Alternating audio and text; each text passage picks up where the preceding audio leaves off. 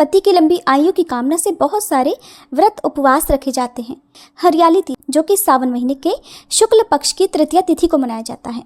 लहलहाती प्रकृति और प्रेम के रंगों को समेटे हरियाली तीज अखंड सौभाग्य और परिवार की सुख समृद्धि के लिए किया जाने वाला व्रत है। इस दिन महिलाएं पति की लंबी आयु की कामना से निर्जल और निराहार उपवास रखकर भगवान शिव और गौरी का पूजन वंदन करके झूला झूलती हैं और फिर सुरीले स्वर में सावन के गीत मल्हार भी गाती हैं। माता पार्वती के भगवान शिव से पुनर्मिलन की स्मृति में ये त्योहार मनाया जाता है। शास्त्रों में वर्णन मिलता है कि माता पार्वती ने भगवान शिव को पति रूप में पाने के लिए बड़ा कठोर तप किया था, जिससे प्रसन्न होकर भगवान शिव ने श्रावण शुक्ल तीज के दिन ही माता पार्वती को अपनी पत्नी के रूप में स्वीकार करने का वरदान दिया। तभी से अखंड सौभाग्य का प्रतीक ये दिन भारतीय परंपरा में पति पत्नी के प्रेम को और मजबूत बनाने तथा आपस में श्रद्धा और विश्वास कायम रखने का पर्व बन गया। जब भगवान शिव ने देवी पार्वती को पत्नी के रूप में स्वीकार करने का वचन दिया, तब देवी पार्वती ने भगवान शिव से आग्रह किया कि आज के दिन जो भी कुमारी कन्याएं इस व्रत को रखेंगी, उन्हें भगवान शिव जैसे मनभावन और गुणवान पति की प्राप्ति हो, और जो भी सुहागिन महिला इस व्रत को रखे उसके पति दीर्घायु हो, उसके घर में सुख समृद्धि का वास रहे। मान्यता है कि तभी से ये व्रत रखा जाता है और इस दिन व्रत रखने वाली महिलाओं या कन्याओं का घर खुशियों से भरा रहता है। जिसके विवाह में बाधाएं आ रही हों, उनके विवाह की बाधाएं दूर होकर उन्हें अच्छे जीवन साथी की प्राप्ति होती है और वहीं दाम्पत्य जीवन भी इस व्रत को रखने से खुशहाल होता है। लोक परंपराओं के अनुसार नवविवाहिताओं को ससुराल से पीहर बुला लिया जाता है ताकि वो अपने मायके में हरियाली तीज का पर्व मना सके। इस दिन महिलाओं को 16 श्रृंगार करके मिट्टी या बालू से माता पार्वती और शिवलिंग बनाकर उनकी पूजा करनी चाहिए। पूजन में सुहाग की सभी सामग्री को एकत्रित करके थाल में सजाकर माता पार्वती से मन ही मन अखंड सौभाग्य की कामना करनी चाहिए और फिर हाथ में पुष्प और अक्षत लेकर तीज माता की कथा सुननी चाहिए।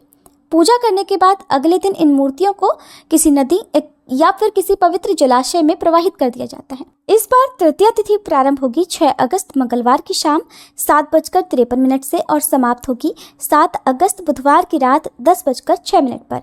7 अगस्त बुधवार को सारा दिन ही तृतीया तिथि रहेगी और उदय तिथि के अनुसार इस बार 7 अगस्त बुधवार को ही हरियाली तीज का व्रत रखा जाएगा। इसी दिन ये पावन पर्व मनाया जाएगा। बुधवार के दिन सूर्योदय होगा सुबह 6:04 पर, सूर्यास्त होगा शाम 7:01 पर। ब्रह्म मुहूर्त सुबह 4:27 से 5:15 तक रहेगा। इस दिन परिख योग सुबह 11:41 तक रहेगा और बाद में शिव योग बन रहा है, जो कि बहुत ही शुभ योग है। राहु काल दोपहर 12 बजे से 1:30 बजे तक रहेगा।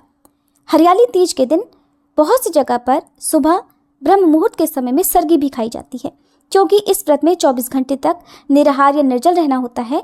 कुछ जगह पर शाम की पूजा करने के बाद व्रत का पारणा कर लिया जाता है, लेकिन अधिकतर जगह पर अगले दिन सुबह सूर्योदय होने पर ही व्रत का पारणा किया जाता है। तो ऐसे में जिनके यहाँ पर भी सरगी खाने का रिवाज है, वहाँ सुबह सूर्योदय से पहले पहले यानी ब्रह्म मुहूर्त में आप पानी, दूध या फलों के जूस का, ड्राई फ्रूट्स आदि का सेवन कर सकते हैं। उसके बाद फिर दिन भर आपको कुछ भी नहीं खाना पीना होता है। हरियाली तीज की पूजा का सुबह का शुभ मुहूर्त रहेगा सुबह 5:46 से 9:06। सुबह आप इस समय व्रत का संकल्प लेकर अपना व्रत प्रारंभ कर सकती हैं। ध्यान रखें, सुबह की पूजा से पहले आपको अच्छे से श्रृंगार जरूर करना चाहिए। दोपहर की पूजा का शुभ मुहूर्त रहेगा सुबह 10:46 से दोपहर 12:27 तक। इन शुभ मुहूर्तों में आप शिवलिंग का निर्माण कर सकते हैं, माता पार्वती की और भगवान शिव की प्रतिमाएं बना सकते हैं और उनका विधिवत पूजन कर सकते हैं। शाम 5:27 से 7:10 के बीच में शाम की पूजा की जाएगी। इसके अलावा हरियाली तीज की जो पूजा है वो प्रदोष काल के समय में भी की जाती है।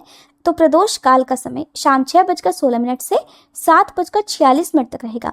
तो इन्हीं शुभ मुहूर्तों में आपको हरियाली तीज की पूजा करनी चाहिए, क्योंकि किसी भी शुभ मुहूर्त का किसी भी व्रत में विशेष महत्व होता है।